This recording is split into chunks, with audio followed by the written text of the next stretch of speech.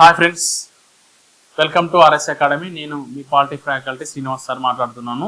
So ఈరోజు ఏంటంటే మీ ముందుకు రావడానికి గల ప్రధానమైన కారణం ఏంటంటే కనుక మనకి రేపు వచ్చేటువంటి ఆదివారం ఏదైతే ఉందో 30th November 2025 రోజు మనకు గ్రాండ్ టెస్ట్ అనేటువంటిది మన ఆర్ఎస్ అకాడమీ తరఫున ఎస్ఐ కానిస్టేబుల్ వాళ్ళకి గ్రాండ్ టెస్ట్ అనేటువంటిది పెడతా ఉన్నాము. సో దీనికోసం అనేటువంటిది ఒకసారి మీ ముందుకు రావడం జరిగింది. సో ఏంటంటే గ్రాండ్ టెస్ట్లో మనకి ఫస్ట్ ఆఫ్ ఆల్గా మనకి ఈసారి ఏంటంటే ఏపీఎస్ఐ కానిస్టేబుల్ ఫ్రీ గ్రాండ్ టెస్ట్ అనేది దీనికి మనం ఏంటంటే ఫ్రీ గ్రాండ్ టెస్ట్ కండక్ట్ చేస్తూ ఉన్నారు ఏపీఎస్ఐ కానిస్టేబుల్ సంబంధించి. అది కూడా ఎప్పుడంటే కనుక 30th November 2025 మనకు సాయి వసంత కాంప్లెక్స్ లో మనం ఫ్రీ గ్రాండ్ టెస్ట్ కండక్ట్ చేస్తుంది ఆర్ఎస్ అకాడమీ తరఫున.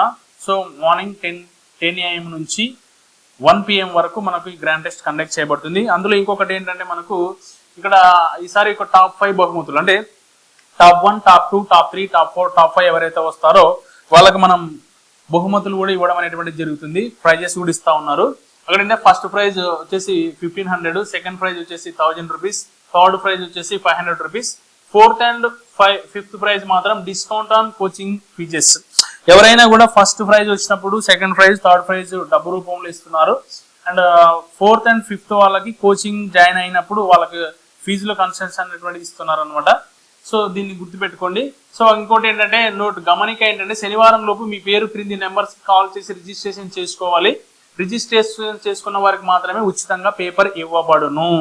ఎవరైతే మీరు శనివారం లోపు కింద ఇచ్చినటువంటి నెంబర్స్ ఏవైతే ఉన్నాయో ఈ నెంబర్కి గనక మీరు కాల్ చేసి రిజిస్ట్రేషన్ చేసుకుంటే మీకు క్వశ్చన్ పేపర్ అనేటువంటిది ఫ్రీగా ఇవ్వడం జరుగుతుంది. లేకపోతే అమౌంట్ పెట్టి తీసుకోవాల్సి ఉంటుంది. అది కూడా గమనించండి ఫ్రెండ్స్. అదేవిధంగా ఎక్కడంటే అడ్రస్ ఏంటంటే room number 104A, first floor, Sai Vasantha complex, Sai Birla compound, Kurnool, Andhra Pradesh 518002. So contact ఏంటంటే ఈ కాంటాక్ట్ నెంబర్స్ కనుక అంటే 9704304209, 8367662991 కి కనుక మీరు ఫోన్ చేసి రిజిస్ట్రేషన్ చేసుకున్నట్లయితే కనుక మీకు పేపర్ ఉచితంగా ఇవ్వబడుతుంది. అదేవిధంగా first prize, second prize, third prize, 4 and 4, 5వ స్థానంలో ఎవరైతే వస్తారో వాళ్ళకి ఫీజు తగ్గింపు అనేటువంటిది ఉంటుంది. కాబట్టి దయచేసి గమనించగలరు. ఎస్ఐ కానిస్టేబుల్కి సంబంధించినటువంటి ఫ్రీ గ్రాండ్ టెస్ట్ నిర్వహిస్తున్నాం. దీంట్లో మీరు పాల్గొని ఖచ్చితంగా first or second, third, fourth, fifth prize తీసుకొని రావాలని కోరుకుంటూ మనస్ఫూర్తిగా నేను చెప్తా ఉన్నాను. దయచేసి అందరూ రిజిస్ట్రేషన్ కండి. మీ ఫ్రెండ్స్కి అందరికీ కూడా షేర్ చేసి ఎస్ఐ కానిస్టేబుల్ ప్రిపేర్ అవుతున్నటువంటి వాళ్ళందరికీ కూడా ఈ విషయాన్ని తెలియపరచండి. మీ ఫ్రెండ్స్ ద్వారా, మీకున్నటువంటి వాట్సాప్ గ్రూప్స్ ద్వారా కావచ్చు, వేరే ఇతర ఏమైనా గ్రూప్స్ ఉంటే కూడా వాటిలో కూడా మీరు షేర్ చేసి మీ ఫ్రెండ్స్ అందరికి తెలియజేయగలరని మనవి. So hi friends, RS academy నుంచి ఇప్పుడు మనం ఆర్ఆర్బి గ్రూప్ డికి సంబంధించి జరుగుతున్నటువంటి ఎగ్జామ్స్ని దృష్టిలో పెట్టుకొని ప్రతిరోజు కూడా కొన్ని ప్రీవియస్ క్వశ్చన్స్ ఎలా అడిగితే బాగుంటుంది పాలిటీకి సంబంధించి అనేటువంటి దానికోసం కొన్ని క్వశ్చన్స్ మేము ఎక్స్ప్లెయిన్ చేయడం జరుగుతూ ఉంది ఆర్ఎస్ అకాడమీ తరఫున. సో దాంట్లో భాగంగానే ఈరోజు మనం ఏంటంటే ఒక క్వశ్చన్ చూడండి ఒకసారి. మనకు ఇక్కడ which of the following taxes are levied by the union government but collected and appropriated by the states. అంటే కింద చూడండి, క్రింది వాటిలో ఏ పన్నులను కేంద్ర ప్రభుత్వం విధిస్తుంది కానీ రాష్ట్రాలు వసూలు చేసుకొని మొత్తం రాష్ట్రాలకే కేటాయించుకుంటాయని చెప్పేసి క్వశ్చన్ అడుగుతున్నాడు. అంటే కేంద్ర ప్రభుత్వం విధిస్తుంది, ట్యాక్సెస్ ఏమో ఇంపోజ్ చేసేదేమో కేంద్ర ప్రభుత్వం, కానీ వసూలు చేసేది మాత్రం రాష్ట్ర ప్రభుత్వం. వాటిని యూజ్ చేసుకునేటువంటిది కూడా ఎవరంటే రాష్ట్ర ప్రభుత్వమే. అది మనం గుర్తించాలి. ఇక్కడ క్వశ్చన్లు అదే అడుగుతున్నాడు. ఇక్కడ చూడండి. సో ట్యాక్సెస్ ఇంపోజ్డ్ బై అంటే ప్రభుత్వం, కేంద్ర ప్రభుత్వం విధిస్తా ఉంది కానీ రాష్ట్రాలు వసూలు చేసుకుంటున్నాయి. క్రింది వాటిలో వేటిని గుర్తించండి అని చెప్పేసి ఆయన మనకి ఇక్కడ క్వశ్చన్ ఇవ్వడం అనేటువంటిది జరిగింది. సో ఒకసారి మనం చూసినట్లయితే కనుక క్రింది వాటిలో ఏ పన్నులను కేంద్ర ప్రభుత్వం విధిస్తుంది కానీ రాష్ట్రాలు వసూలు చేసుకుంటాయంటే కనుక దీంట్లో మనకి ఏంటంటే స్టాంప్ డ్యూటీలు ప్లస్ వైద్య మరియు టాయిలెట్ వస్తువులపై ఎక్స్చేంజ్ డ్యూటీ. ఇది స్టాంప్ డ్యూటీలు, వైద్య మరియు టాయిలెట్ వస్తువులపై ఎక్సైజ్ డ్యూటీలు. చూడండి, stamp duties and excise duties on medical and toilet materials. So ఇక్కడ చూస్తే sales tax and land revenue అనేటువంటిది కంప్లీట్ గా డిఫరెంట్ అండి. సో ఆ ల్యాండ్ రెవెన్యూ అనేటువంటిది మనకు స్టేట్ గవర్నమెంటే విధిస్తుంది, స్టేట్ గవర్నమెంటే వసూలు చేసుకుంటుంది, స్టేట్ గవర్నమెంటే యూజ్ చేసుకుంటుంది. అదేవిధంగా మనకి ఏంటంటే సేల్స్ ట్యాక్స్ అనేటువంటి కొన్ని విషయాల్లో మాత్రమే ఇప్పుడు సేల్స్ ట్యాక్స్ అనేటువంటి యూజ్ చేయడం జరుగుతూ ఉంది.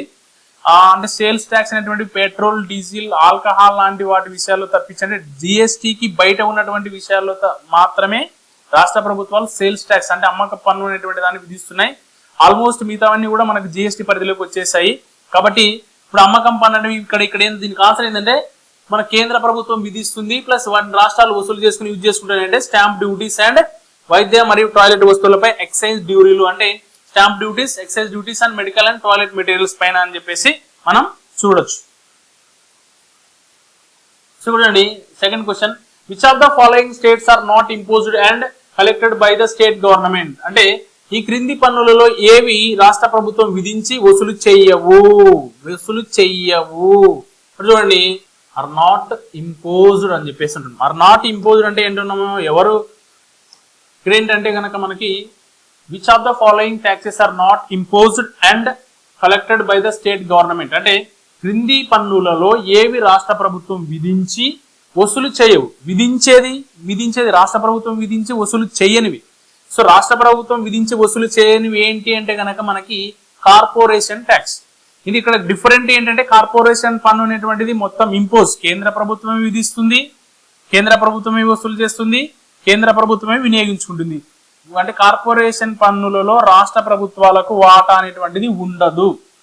ఇక్కడ మిగతావన్నీ చూడండి వినోద పన్ను, ఎంటర్టైన్మెంట్ పన్ను కావచ్చు, భూమి మరియు భవనాలపై పన్ను కావచ్చు, ల్యాండ్ అండ్ బిల్డింగ్స్ పై ట్యాక్స్ కావచ్చు, వృత్తి పన్ను కావచ్చు, ఇవన్నీ కూడా ఏంటంటే ప్రొఫెషన్ ట్యాక్స్ అనేటువంటివి ఇవన్నీ కూడా ఏంటంటే మనకు రాష్ట్ర ప్రభుత్వాలు విధించి రాష్ట్ర ప్రభుత్వాలే వినియోగించుకుంటాయి, రాష్ట్ర ప్రభుత్వాలే వసూలు చేస్తాయి అన్నమాట. దీనికి ఆన్సర్ ఏంటంటే మనకు ఆప్షన్ సి ఇస్ ద అంటే కార్పొరేషన్ పన్ను అనేటువంటి దాన్ని కంప్లీట్ గా సెంట్రల్ గవర్నమెంటే విధిస్తుంది, సెంట్రల్ గవర్నమెంటే మనకు వసూలు చేసుకుంటుంది, సెంట్రల్ గవర్నమెంటే వాడుకుంటుంది అని చెప్పేసి మనం గమనించాలి. ఓకేనా. నెక్స్ట్ క్వశ్చన్ ఏంటంటే so which state appointed Rajamannar committee to give recommendations on interstate relations అంటే ఇక్కడ చూడండి అంతర్రాష్ట్ర సంబంధాలపై సిఫారసులు ఇవ్వడానికి రాజమన్నార్ కమిటీని నియమించిన రాష్ట్రం ఏది? సింపుల్ క్వశ్చన్ మనం గమనించవచ్చు. ఏ రాష్ట్ర ప్రభుత్వం విధించింది అంటే కనుక తమిళనాడు అని చెప్పేసి చెప్పండి. ఓకేనా. సరే అంటే under which article interstate water disputes are settled అంటే ఏ ఆర్టికల్ కింద అంతర్రాష్ట్ర జల వివాదాలు పరిష్కరించబడతాయి అన్న ఇక్కడ చెప్తా ఉన్నారు. ఇక్కడ ఏంటంటే మనకు కొంచెం కన్ఫ్యూజ్ వచ్చేటువంటి ఆప్షన్ ఏంటంటే ఇక్కడ 262 అనేటువంటి ఆర్టికల్ ఉంది, 263 ఆర్టికల్ ఉంది. సో 263 ఆర్టికల్ ప్రకారం 263 ఆర్టికల్ ఏంటంటే ఇంటర్ స్టేట్ కౌన్సిల్ అన్నారు. అంతర్రాష్ట్ర మండలి ఏర్పాటు అనేటువంటి దాన్ని కనుక మనం అనుకున్నప్పుడు రాష్ట్రపతి ఏదైతే అంతర్రాష్ట్ర మండలి ఏర్పాటు చేస్తాడో ఇంటర్ స్టేట్ కౌన్సిల్ అనేటువంటిది మాత్రం 263 ఆర్టికల్ ప్రకారం ఏర్పాటు చేస్తాము. అదేవిధంగా మనం ఏమంటున్నాం ఇక్కడ క్వశ్చన్ చూడండి under which article interstate water disputes are settlement అంటే ఏవి అంతర్రాష్ట్ర జల వివాదాలు పరిష్కరించబడతాయి, ఏ ఆర్టికల్ ప్రకారం అంతర్రాష్ట్ర జల వివాదాలు పరిష్కరించబడతాయి అంటే కనుక మనకి 262 అనేటువంటి దాన్ని మనం పరిగణలోకి తీసుకుంటాం. అదేవిధంగా 264 ఆర్టికల్ ఏం చెప్తుందంటే కనుక చట్ట ప్రకారం మాత్రమే పన్నులు విధించాలి తప్ప ఇష్టానుసారంగా పన్నులు విధించడానికి అవకాశము లేదు అని రాజ్యాంగం చెప్తుంది. చట్ట ప్రకారం పన్నులు విధించడం అంటే ఏంటి? చట్ట ప్రకారం అంటే అటు కేంద్రంలో అయితే కనుక పార్లమెంటు, రాష్ట్రంలో అయితే రాష్ట్ర శాసనసభ ద్వారా పన్నులు విధించాలి. ఒక చట్టం ద్వారా చట్టం చేసి ట్యాక్సెస్ విధించాలి తప్పించి ఇష్టానుసారంగా పన్నులు విధించడానికి అవకాశము లేదు అని మనం గుర్తుపెట్టుకోవాలి. అదేవిధంగా 356 ఆర్టికల్ ఏంటంటే మనకి రాష్ట్రపతి పాలన ప్రెసిడెంట్ రూల్ ఎమర్జెన్సీ పవర్స్ లో భాగంగా అత్యవసర అధికారము రాష్ట్రపతి అత్యవసర పరిస్థితి, రాష్ట్ర అత్యవసర పరిస్థితి, రాజ్యాంగ అత్యవసర పరిస్థితి, ప్రెసిడెంట్ రూల్ అన్న కూడా ఒకటే. దీనికి తోడైందంటే మనకు 365 అనేటువంటి ఆర్టికల్ ప్రకారం కూడా మనం ఏం చేయొచ్చు అంటే రాష్ట్రపతి పాలన రాష్ట్రాలలో విధించవచ్చు. ఎందుకు విధిస్తారు sir?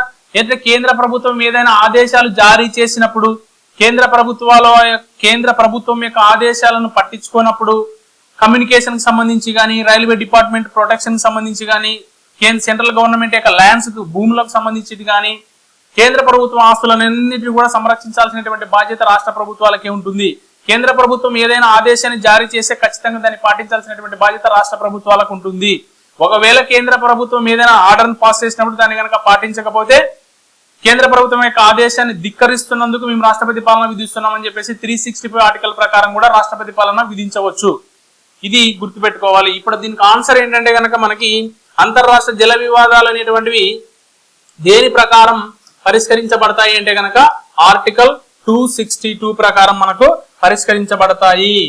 So zonal councils are established under, zonal councils అనేటువంటివి ఎప్పుడు ఏర్పాటు చేశారు, జోనల్ కౌన్సిల్స్ డాష్ కింద స్థాపించబడ్డాయి అని చెప్పేసి అంటున్నారు.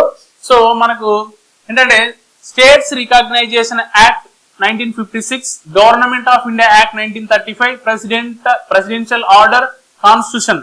సో జోనల్ కౌన్సిల్స్ అనేటువంటివి రాజ్యాంగంలో ఉన్నాయి అంటే జోనల్ కౌన్సిల్ గురించి రాజ్యాంగంలో ఎక్కడ ప్రస్తావించలేదు, ఎప్పుడు స్టార్టింగ్ లో.